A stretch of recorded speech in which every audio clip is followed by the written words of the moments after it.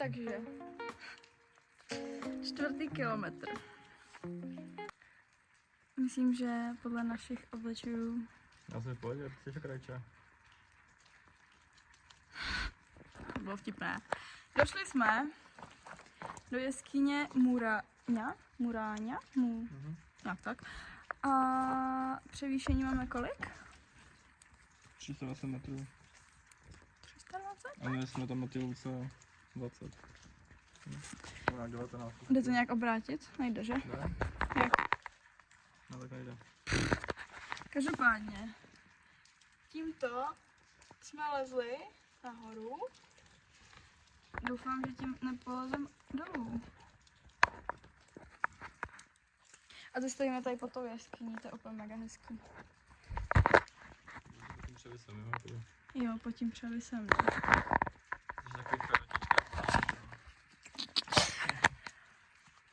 No, měříme dělej, co? Tady je takhle. Jo, tady je nějaká jeskyně hnusná.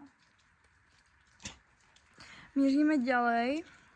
Před sebou máme ještě 13 kilometrů a převýšení 800 metrů. Doufám, že teď už půjdeme po rovině, ale převýšení 800 metrů tomu moc neodpovídá. No, každopádně. Pocity. Zatím skvěle, mám to úplně mega radost tady, akorát se bojím medvědů a Matěj se taky bojí medvědů a dělá, že se nebojí, ale já chápu, já vím, že se bojí. A teď... Já jsem se byl ty jeskyně, třeba na tady bafnu za rohem. Nech to hodí pryč. A teď přijde část s špagátem, jak se mu říká? S řetězem, ano. Takže uvidíme. Co? A už je tady, už je tady. Uvidíme, kam vylezeme.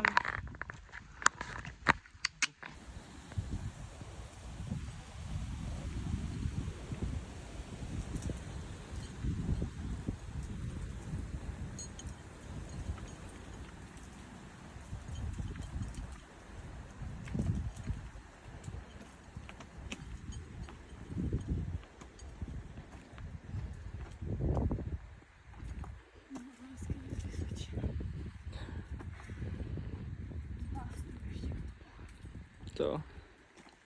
Co říkáš? Jsem vlastně z Vysočiny, z Bástu ještě k tomu. Aha. Co?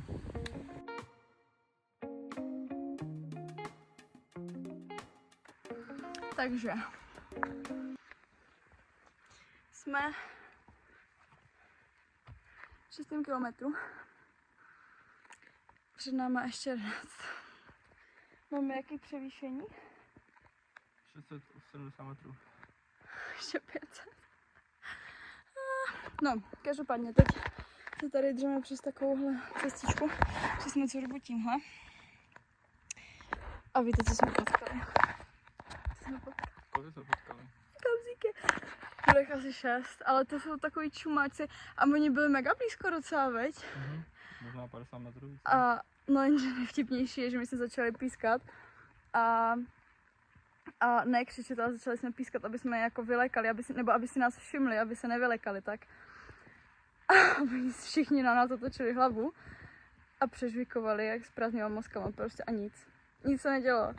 Random prostě úplně. No prostě jak srnky s fotbalákem, no. Jo, ne, asi. Úplně stejný. To bylo mega random a v klidu si šli žrát dál, takže... No, ale byly mega pěkný.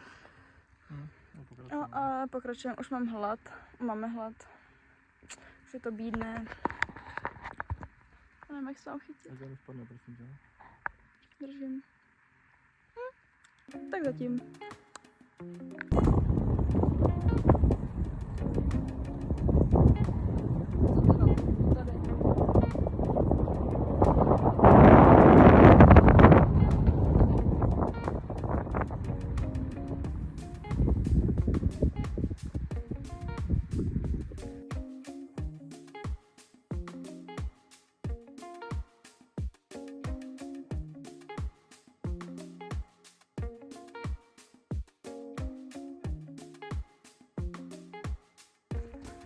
Takže 8. kiláček. Tlačí nás lehce časíček. A už jsme za vrcholkem, jak jsem říkala, Tlsná. Co? Jak tak. Chvíli jsme tam počilovali, udělali jsme si pár foteček a už jdeme zase, akorát nás tlačí ten čas a tohle je brutální, vole, jako vejšlap tady. To jdem chvíli nahoru, pak jdem chvíli zase dolů, jenže ty musíme přelízat skaliska úplně. To je jako, tohle je brutál. No a pak byli jsme na kopečku 1413 metrů nad mořem, myslím. Tak to docela jde.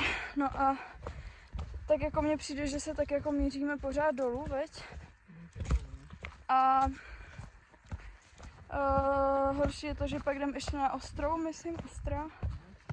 No takovýho to ještě víc než tady ten vrchol, kde jsme byli teď.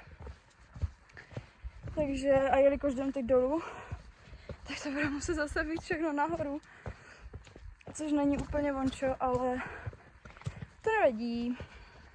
Každopádně jsou tady všude samý kamzíci a kamzičí hovna a všude to tady smrdí takovým tím zvířecím pyžmem a my se s Maťou o sebe bojíme, jestli tady třeba... Já se bojím, prej. Jestli třeba... Wow, cestička. Takový jako trošinku o hubu. Tu jdem dolů? Super. A já se bojím, jestli třeba tady nejsou medvědi nebo tak. Ale... Kde je tady to? Jo, ví takhle.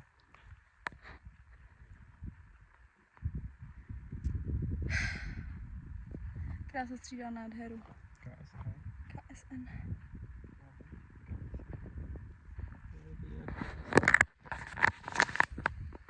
Takže tak. Takže ještě 9 kiláčků. Let's go. Jsme v 10. kilometříčku, což znamená, že... Co to znamená? Co jsem chtěla říct, že to znamená? No každopádně, jdeme prostě furt dolů a nebo jakoby ono to taky klikat, jo, no jakoby chvilku jdeme dolů, pak zase si vyskočíme prostě nějaký kopeček nahoru a takhle a bojíme se, že, protože my máme ještě jeden vrchol jakoby na té turistické trase a já jsem totiž našla na internetu, k tomu byl prostě přesně i popis, co budeme jet, kudy budeme chodit a tak. A tam bylo napsané, že na ten druhý vrchol budeme muset vyjít zase nahoru, prostě, že teď půjdeme dolů a pak zase budeme muset vyjít nahoru, takže jestli to bude něco jak tam ta sračka, jak jsme šli předtím na začátku, tak nevím, co budeme dělat. Nicméně, jaký máme to čas? Jdem už 10 kiláčků 3,5 hodiny a na to, že ten první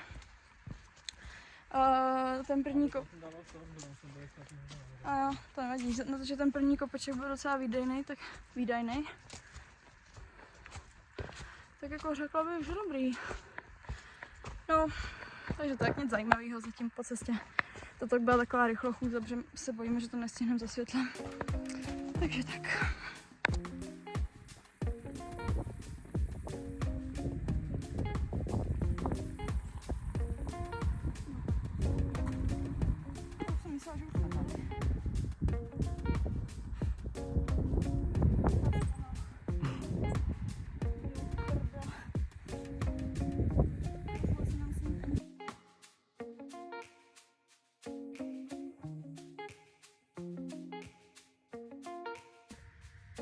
No, tak po tomhle tady dáváme chálec, nejlepší těstový salát teďka momentálně, nejlepší Red Bull a docela jako v pořádku výlet, no. No tak je to docela v pořádku, že jo. Jakoby já se pak zvednu, ale že baru. Dáváme jak pes. No, ještě si teda zvednu. No. Jakoby tam jsme byli předtím, pak jsme to takhle přešli celý po tom řebenu, takhle. Tam jsme byli, tam jsme byli. před chvilkou a teď jsme zase už tady nahoře. Ale máme papu. A pak půjdeme takhle dolů, do údolí za Srkoutu. Je, teď to vidím. Teď se koukej. Dobrý. Pojď, ať nejseš to. No tak, kolik je 12. kilometr? Lehká krize na kopečku.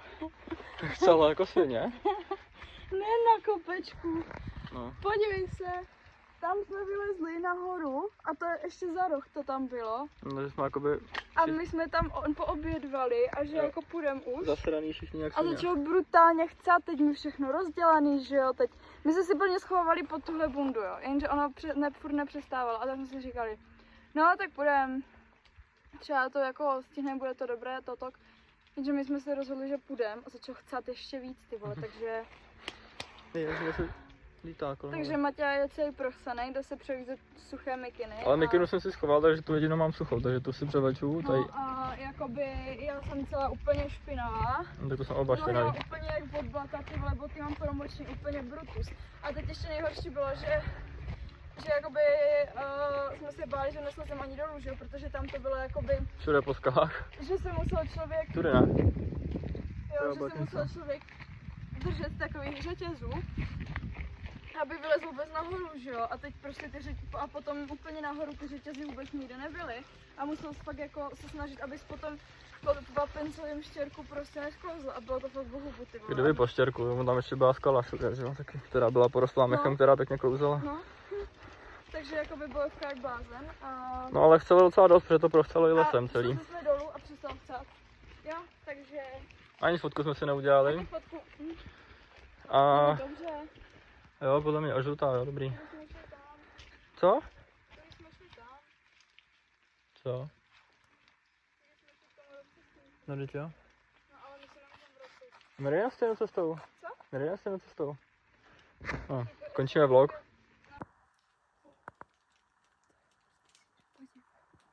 Oh.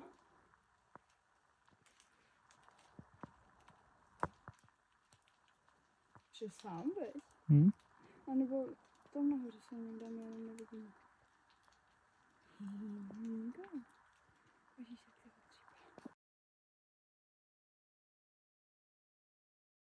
to So, 14. kilometr, už jenom 3 a jdem už jenom pořád dolů. Toto je takový dobrý terén, ještě lepší než tím, co jsme šli nahoru, protože, nebo jako ono to je na hovno stejně, ale lepší než tím, co jsme šli nahoru, protože teď jdeme jakoby po bahně, kořenech, listech a štěrku a předtím jsme šli jenom po šutrech, takže ano, tady se sypali z vrchu jen tak sami. No a snažíme se jít co nejrychleji dolů, protože je 7:45 a dolů máme ještě tak 6:45 teda. Ale jsme v lese, že? Takže se zpívá rychle a máme ještě jakoby dolů tak 3 kiláčky, nebo 2 něco a nechcem se tady v tomto lese na Slovensku otmít, takže jdeme. Potom updateík ještě poslední, no já už možná udělám jenom při konci. Nebo udělám u 16. a pak u auta. Důvěřuj svým botám. Takže 16. kilometr, už nás čeká jenom kilometr, Máťo, vlastně. Wow. No, neříkala jsem si nic, ale není to asi přesný, nevím. Každopádně, už jdem tak jako po plejtvější, takový plejtvější kopeček. Mají kilometr běželi, takže to je. Jo, to je dost možný, že jsme kilák běželi. No a teď jdem už jenom jakoby z měsíce bahna a listí. Teď to je tady všude okolo nás. A párkrát nějaký šutr někde. No, každopádně jsme běželi asi kiláček, protože se začíná lehce stmívat a my se nechceme aby jsme se tady neotměli, to je to slovo. No. A tak, nechcem tady být potmě, takže jako jdem docela slušně, protože mě začíná bolet z toho trošku hlava a břicho. Protože jsem se najedla a napila, pak jsme běželi. Takže tak.